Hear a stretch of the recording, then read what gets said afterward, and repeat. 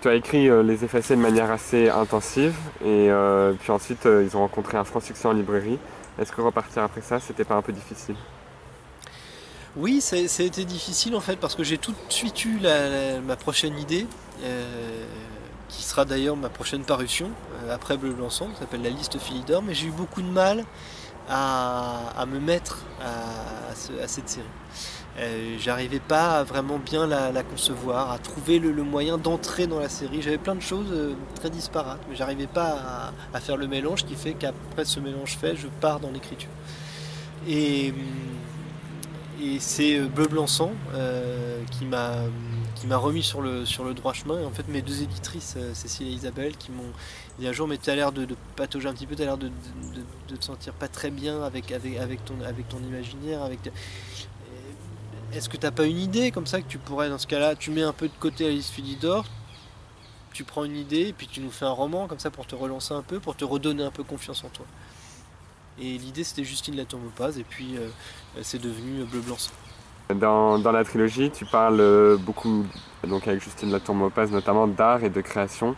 Est-ce que ce thème t'a permis de faire résonner toi aussi tes propres ressentis face à ce que tu crées, face à ce que tu écris? Bah, oui, Justine la Tourmepaz, c'est le personnage central de Bleu Blanc Sang. Euh, et c'est le personnage que je voulais vraiment le mieux personnifier, même si elle n'apparaît jamais. Elle apparaît un petit peu dans quelques passages historiques, mais il y en a très peu. Mais elle est la figure tutélaire de la trilogie. Et c'est une créatrice, c'est une peintre, ce n'est pas une écrivaine, hein, c'est une peintre euh, qui vit avec son temps, qui dans sa peinture parle de son époque, qui est à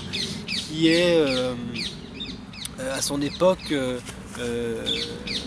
véritablement pas en phase avec ce qui se fait. Elle a un côté anarchiste dans son art lorsqu'elle peint, parce qu'elle peint le peuple, elle peint des scènes du peuple, alors que à l'époque on avait beaucoup de peintres, et surtout de peintres au féminin, qui peignaient comme Isabelle Viguier-Lebrun des portraits de nobles, même de la famille royale. Et elle peint le peuple. Elle est attachée aux idées révolutionnaires. Elle est en avance sur son temps. Elle est avant-gardiste. Et, et donc c'est effectivement, je pense, quelqu'un que j'aurais bien aimé connaître. Euh, et sa peinture d'hier, euh, euh, je trouve, parle aussi beaucoup de ce que je peux créer aujourd'hui, ce que je peux écrire aujourd'hui. Et tu penses que l'art peut nous permettre de faire une révolution? Je pense que c'est compliqué, pas évidemment au premier degré, mais je pense que c'est important que notamment les jeunes générations aient conscience de certaines choses. Euh, ne soient pas dans l'abêtissement, dans l'abrutissement perpétuel de ce qu'on peut voir sur certaines chaînes de télé, ou de ce qu'on peut entendre à droite à gauche, ou de ce qu'on peut écouter. C'est-à-dire, je pense que c'est intéressant qu'ils connaissent la vérité du monde, pour en faire après ce qu'ils en veulent, s'en accommoder pour certains et se révolter pour d'autres. Mais je pense que le rôle aujourd'hui du créateur, qu'il soit écrivain, peintre, cinéaste, c'est de parler du monde dans lequel il vit, euh, par le biais d'ailleurs de plein de choses. Ça peut être aussi on peut parler du monde dans lequel on vit par un roman historique, hein, pas obligé de faire un roman contemporain, mais de parler effectivement des problématiques actuelles, des problématiques contemporaines. Et si on peut intéresser les ados à ça, c'est bien, parce que les adolescents, ils sont encore dans la révolte. Ils sont encore capables de révolte. Donc peut-être que c'est par eux que va arriver le changement. C'est sûrement par eux qu'arrivera le changement. Et quand j'ai cherché le hashtag bleu blanc sang sur les réseaux sociaux, je suis tombé sur pas mal de publications après le 13 novembre. Est-ce que ton livre qui arrive bientôt, tu crains la réception qu'il pourrait avoir parce que tu l'as écrit avant ce qui s'est passé en novembre, mais il est publié un an après. Est-ce que tu as peur de ça ou pas du tout? Ou justement c'est Non, quelque chose qui te... alors j'ai pas peur de ça. C'est vrai que la trilogie a été conçue, enfin l'idée même avant Charlie Hebdo.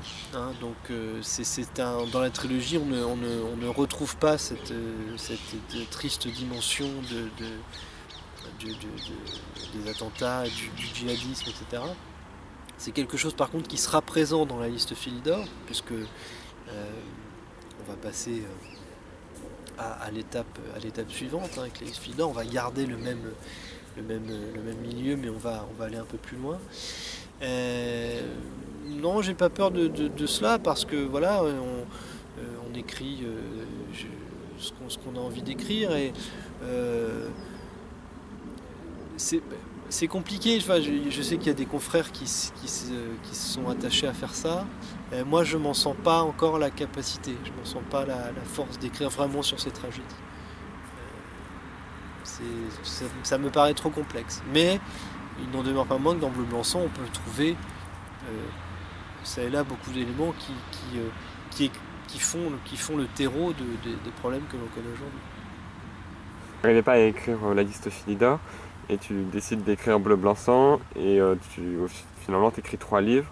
C'est venu comment? C'était un défi ou c'est venu un peu naturellement? Au départ, il y avait ce personnage de Justine Latour Maupas.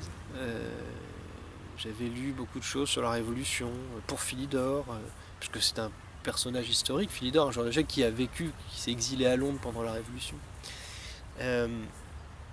Et je l'ai relié à beaucoup de choses que j'avais en tête. En fait, la trilogie, elle est partie de cette Justine Latour Maupas, et puis après, c'est devenu un livre, et puis un roman, un tome, et puis après, je me suis senti un petit peu à l'étroit. Et mes éditrices m'ont dit, mais te gêne pas si tu veux nous faire 2 livres, 3 livres. Et j'ai dit oui, je pense qu'une trilogie, ça peut être bien. 2 livres pour l'histoire étant 3 tomes, 2 tomes pour vraiment aller au bout de la quête d'Eva, qui est une des personnages principales, et puis un 3e tome pour aller au bout du personnage de Justine Latour Maupas et préparer l'avenir aussi. Vers la liste Philidor, en introduisant, en faisant monter tout au long de cette trilogie le personnage de Romain Philidor, qui est le roi noir sur le jeu d'échecs, hein, qui est cette personne qui tient un petit peu tous les pouvoirs en France, hein, y compris politiques, alors qui est à la tête d'une multinationale. Voilà, c'est cette idée d'écrire une trilogie qui se tient en tant que telle, qui est une véritable histoire, une véritable aventure, mais aussi préparer une introduction à la liste Philidor. Comment tu fais pour travailler sur 3 livres en simultané? Est-ce que ça change beaucoup ta façon d'écrire? Faut leur donner une identité propre, en même temps faut qu'ils suivent, qu'ils donnent envie de lire les autres. Oui, moi j'aime bien de toute façon travailler sur des grandes séries, des grandes machines. J'ai fait des livres en un tome, un vol 1618, dont j'en ai fait après. Mais j'aime bien travailler sur l'idée de série, ça permet vraiment d'aller au bout des personnages, de se donner du temps aussi. Bon.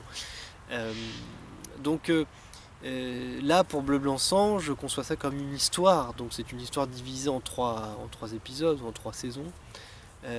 Donc il a fallu quand même aller jusqu'au bout. C'est-à-dire qu'avant de commencer l'écriture du premier, je savais comment allait se terminer le 3e. Pas comment allait être le 3e tome, mais j'avais dans l'idée un certain nombre d'éléments qui apparaissent aujourd'hui dans le 3e tome. Donc c'est un très très gros travail de préparation de la série et ensuite de chaque tome,